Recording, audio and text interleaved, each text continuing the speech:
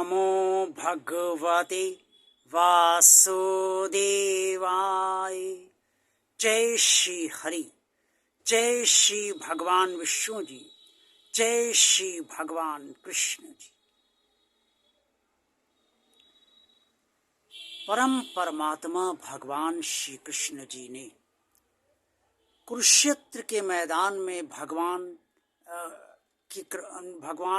क्षमा कीजिएगा, कुरुक्षेत्र के मैदान में अपने अत्यंत सखा अर्जुन को भगवान श्री कृष्ण ने जो समस्त ज्ञान दिया, उसमें ये भी बताया कि किस तरह से मनुष्य इस जन्म में परमात्मा को प्राप्त कर सकता है।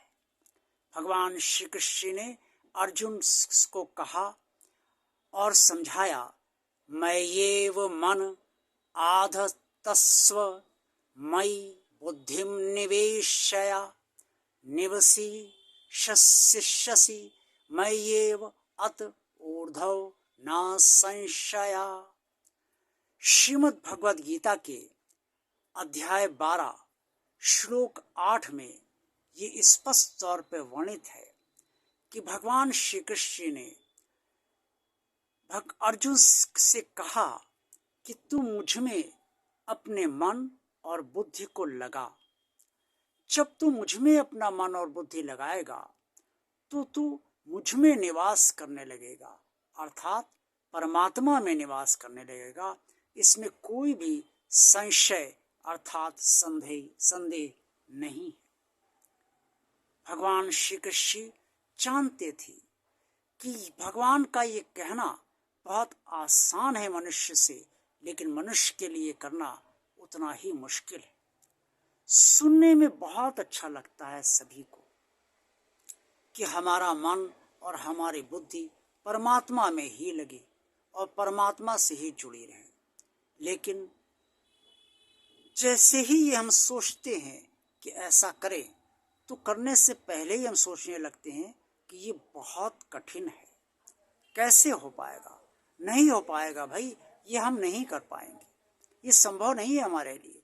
और फिर हम गृहस्थ हैं, हमारी पत्नी है, हमारे बच्चे हैं, हमारे माता पिता हैं, हमारे सारे रिश्तेदार हैं, ये सारा दृश्य जगत को छोड़कर मैं परमात्मा में कैसे हर समय अपनी मनोबुद्धि को लगाऊं। मेरा सारा मनोबुद्धि तो यही लगी हुई है।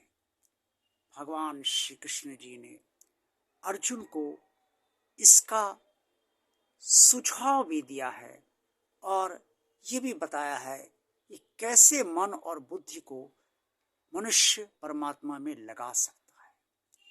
भगवान श्री कृष्ण ने इसके 3 रास्ते बताए, एक अभ्यास योग, दूसरा कर्म और तीसरा फल। अभ्यास योग का मतलब ये है कि मनुष्य अपनी मन और बुद्धि को भगवान में लगाने के लिए भगवान का कीर्तन सुने, कीर्तन में जाए, सत्संग करे, सत्संग में जाए, बैठे, समझे, सुने, भगवान का श्रवण करे, भगवान संबंधित सारा साहित्य पढ़े और उसका मनन करे, चिंतन करे। इन सब से मन धीरे धीरे जुड़ने लगता है भगवान से, और बुद्धि भी भगवान को पहले तो समझती है अपने तरीके से, लेकिन धीरे धीरे भगवान की कृपा से संतुष्ट होती जाती है, क्योंकि भगवान भी जानता है कि ये मनुष्य मुझे अब पाना चाहता है और अपने मन और बुद्धि को मुझ में लगाना चाहता है।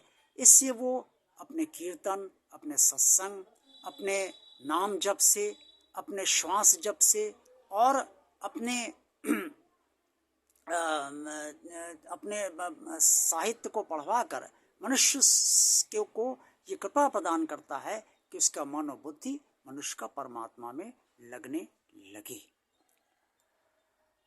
जब नाम जप कोई भी व्यक्ति करता है तो उसमें मंत्र का उच्चारण करने की कोई आवश्यकता नहीं है, क्योंकि भगवान का नाम ही भगवान का मंत्र है, और जिसे भी आप मानते हैं उसका नाम ही उसका मंत्र है। कहा भी गया है कि राम से बड़ा राम का नाम। इसी तरीके से भगवान श्री कृष्ण से बड़ा है भगवान श्री कृष्ण का नाम। परमात्मा का तो कोई नाम ही नहीं है, सिर्फ परमात्मा ही नाम है। आप प्रभु भी कह सकते हैं, ईश्वर भी कह सकते हैं, और भगवान तो सभी कहते हैं। अभ्यास धीरे धीरे ही होता है, और जैसे जैसे ये मन और बुद्धि जुड़ता जाता है अभ्यास के जरिए परमात्मा से, वैसे वैसे मनुष्य, उसे पता नहीं रहता, वो योगी बनता जाता है। क्योंकि जब परमात्मा से जुड़ते हैं तो योगी हो जाते हैं। योगी इससे हो जाते हैं कि मन और बुद्धि परमात्मा से जुड़ने लगा है, परमात्मा की कृपा मन और बुद्धि को प्राप्त होने लगी है, मन और बुद्धि परमात्मा में निवास करने लगे हैं, परमात्मा मन और बुद्धि के जरिए आपके बहुत नज़दीक आ गया है। इसलिए परमात्मा की स्थिति में जैसे जैसे हम दृढ़ होते जाते हैं उसी को योग कहा जाता है। इसीलिए योगी है, मैंने कहा कि अभ्यास योग है, और आप योगी बन जाते हैं अभ्यास के जरिए परमात्मा में अपने मन और बुद्धि को लगाकर। अगर ये असंभव लगता है तो भगवान श्री कृष्ण ने कहा है कि मनुष्य सारे कर्म मेरे लिए ही करे। ये ना सोचे कि मैं कर्म कर रहा हूँ या मैं किसी के लिए कर्म कर रहा हूँ, पत्नी के लिए कर रहा हूँ, बच्चों के लिए कर रहा हूँ, माता पिता के लिए कर रहा हूँ, मित्र के लिए कर रहा हूँ, बहन के लिए कर रहा हूँ, अन्य समस्त रिश्तों के लिए कर रहा हूँ, देश के लिए कर रहा हूँ, समाज के लिए कर रहा हूँ। ये सब मत सोचिए। ये सारे कर्म जितने भी मैं कर रहा हूँ सुबह से रात तक रोज, वो सब मैं भगवान के लिए ही कर रहा हूँ। और ये वास्तव में सोचिए समझे, इसी में अपना मन और बुद्धि लगाए रहे कि मैं भगवान के लिए सब कर्म कर रहा हूँ। इससे भी मन और बुद्धि भगवान से जोड़ता जाता है और परमात्मा तक वो व्यक्ति पहुंच सकता है। क्योंकि जब सारे कर्म भगवान के लिए होंगे तो भगवान से कहीं ना कहीं जुड़ाव तो अंदर से मनोबुद्धि का हो ही जाता है। और तीसरा मार्ग भगवान श्री कृष्ण ने बताया कि फल का त्याग, अर्थात कर्मों के फल का त्याग। कर्म तो हम कर दें, फल भगवान पे छोड़ दें कि भाई अब हम कर्म कर चुके हैं, चाहे हमने पत्नी के लिए किए, बच्चों के लिए किए, या जिसके लिए भी किए, अब उसका और अपने लिए भी जो किए उसका फल अब भगवान को देना है। तो भगवान पर छोड़ दिया आपने। उस समय फल क्या मिलेगा, इसके लिए आशा और अपेक्षा आपका मन और बुद्धि अब भगवान से कर रही है। ये भी स्थिति भगवान को से जोड़ती है मनोबुद्धि को, क्योंकि फल का त्याग तो बहुत ही अच्छी बात भगवान श्री कृष्ण ने बताई है। अब वो नहीं चाहते कि मनुष्य अपने कर्मों का फल स्वयं निर्धारित करके चिंतित रहे और स्वयं उसी में घुलता रहे, ये फल नहीं मिल रहा, वो फल नहीं मिल रहा, वगैरह वगैरह। जितने भी सुझाव ये जो मैंने आपको बताए हैं, ये श्रीमद् भगवद गीता के अध्याय 12 में श्लोक 9, श्लोक 10 और श्लोक 11 में स्पष्ट तौर पे वर्णित है। अब ये आपको सोचना है कि आप परमात्मा से किस तरह से जुड़ना चाहते हैं, चाहे आप अभ्यास योग के जरिए जुड़िए, चाहे कर्म के जरिए जुड़िए, और चाहे कर्मों का फल त्याग करके जुड़िए। ओम नमो भगवते वासुदेवाय। जय श्री हरि, जय श्री भगवान विष्णु जी, जय श्री भगवान कृष्ण जी। भगवान और आप चैनल आप सबका चैनल है। इस चैनल को आप सब अच्छी तरह से समझने का प्रयास करते रहिए, और जिन लोगों ने चैनल अभी तक सब्सक्राइब नहीं किया है वो इस चैनल को सब्सक्राइब भगवान का कार्य मानकर अवश्य आप कर दें। ये वीडियो अगर पसंद आया है तो इसे लाइक कीजिए, चैनल को ज़्यादा से ज़्यादा लोगों को सब्सक्राइब कीजिए। कमेंट्स बॉक्स में जो भी आप कहना चाहें वो अवश्य कहिए।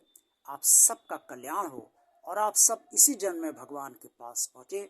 परमात्मा की कृपा आप सब पर बनी रहे और परमात्मा से आपका मन और बुद्धि अवश्य जुड़े। जय भगवान श्री कृष्ण जी।